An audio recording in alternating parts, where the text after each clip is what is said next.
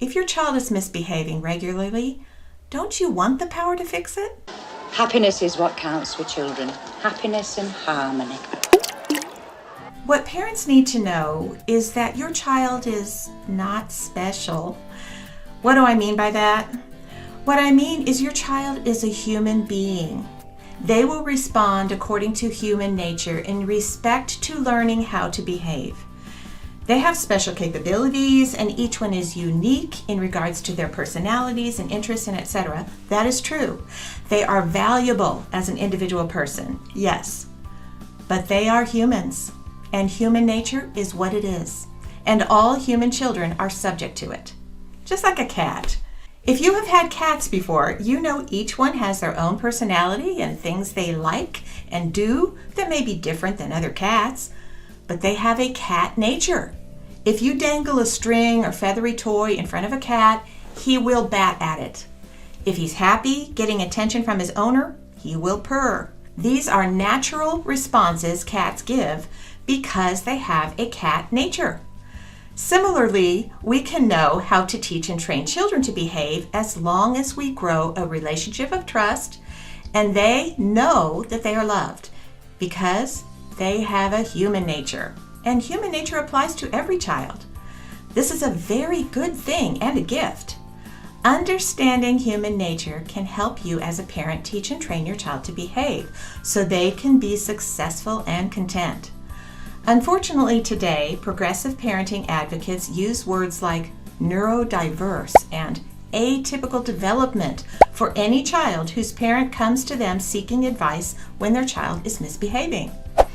These are relatively new words used by experts in the parenting field who are giving out the same old philosophy as that clip in the 1971 version of Willy Wonka and the Chocolate Factory, where the mother of the brat girl says, "Happiness is what counts with children. Happiness and harmony." I wanted to be the first to find a golden ticket, Daddy. I know, Angel. We're doing the best we can. I've got every girl on the bleeding staff hunting for you. All right, where is it? Why haven't they found it? Veruca, sweetheart, I'm not a magician. Give me time. I want it now. What's the matter with those twats down there? For 5 days now, the entire flipping factory's been on the job. They haven't shelled a peanut in there since Monday. They've been shelling flaming chocolate bars from dawn to dusk. Make them work nights. Come along, you girls. Put a jerk in it, or you'll be out in your ears, every one of you. And listen to this. The first girl that finds a golden ticket gets a £1 bonus in her pay packet. What do you think of that?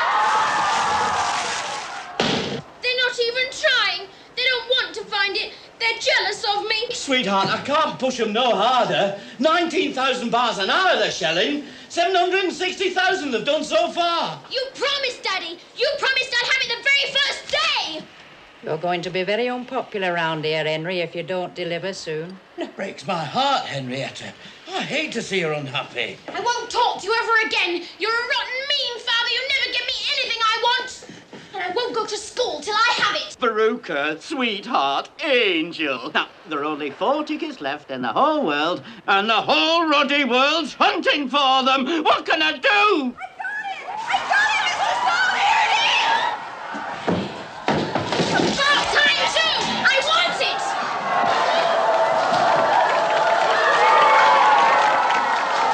Give me that ticket. Mine. I found a golden ticket.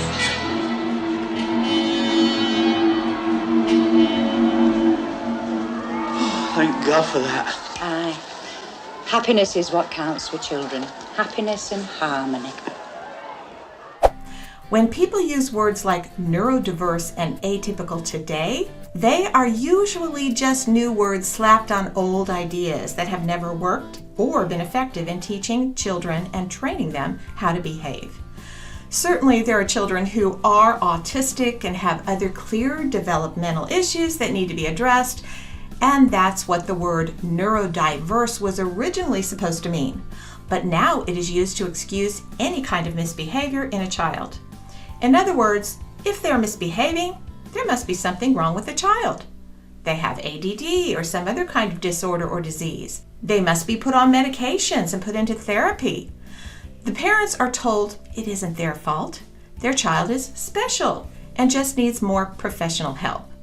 Now, don't get me wrong. If your child is misbehaving regularly, don't you want the power to fix it? Think about this. If your child is out of control and misbehaving, wouldn't it be better in real life if you did have something to do with it? Because if it has nothing to do with the way you are raising them, there isn't much you can do, right? If misbehavior is inherent within the child, then you are a helpless parent with no real power to fix it. Instead of teaching them to behave, you just have to manage them in their bad behavior and try to dissuade them from hurting themselves or others. The expert's idea is that a child is inherently good and wouldn't regularly misbehave unless there's some kind of neurological problem going on. And they should be happy all the time. And it is the job of the parent to provide that happiness regardless of the behavior of the child. In fact, if the child is misbehaving, if the parent is to blame at all, it's because the parent has not provided what is needed to make them happy, and they need to get down on that child's level to figure out what they want and then provide it to them rather than correcting their unacceptable behavior. I read an online post recently from a parenting expert, and it said this: stopping a child from moving their body, forcing a child to make eye contact, and stopping a child from stimming will actually lead to dysregulation. Basically, that post is saying a parent will damage a child emotionally and they will be unable to control their responses if you tell them to sit still. Or if you say, "Look at me while I'm talking to you." Or if they are repeatedly saying a phrase over and over and over again and hitting the table over and over, you will damage them emotionally by telling them to stop that behavior. This post didn't say autistic children. It didn't even say children with learning disabilities. It just said stopping a child. That means any child. There was no distinction about any kind of learning issues or neurological problems. As I said before, many parents have been told that the reason their children are out of control is because there is some kind of disability. They are special and need medication or therapy or some other form of expert intervention. What most of them need is to be taught and trained how to behave. That's usually the problem, regardless of what the experts say. And the only way things will get better is if parents understand how human nature works and how to use it to teach and train their children to behave with love and discipline in an atmosphere of trust. So if your child is out of control and constantly fraying on your nerves, don't allow an expert to convince you they can't behave or that because they are misbehaving, they must have some kind of disability. All you can do is manage it. It's not true. They can learn to behave, and you can learn how to teach and train them to behave so both you and they will have some much needed peace. For more help about specific behaviors and parenting concerns, see the other videos on this channel, and you can also visit my website at mommyanswerlady.com and order the book, How to Train Your Child to Behave. Parents, you can do this. Thanks for watching, and please remember to like, share, and subscribe.